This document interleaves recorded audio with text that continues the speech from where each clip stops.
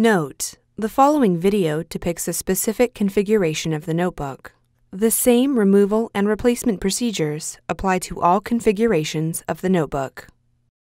Before you begin, remove the base enclosure.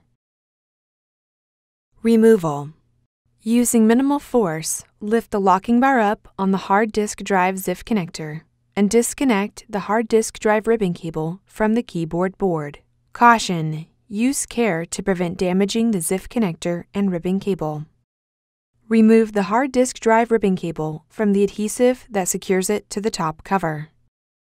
Remove the hard disk drive assembly from the cradle on the top cover. Place the hard disk drive assembly into a static dissipative bag.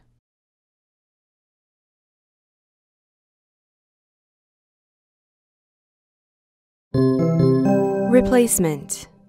Remove the hard disk drive assembly from the static dissipative bag.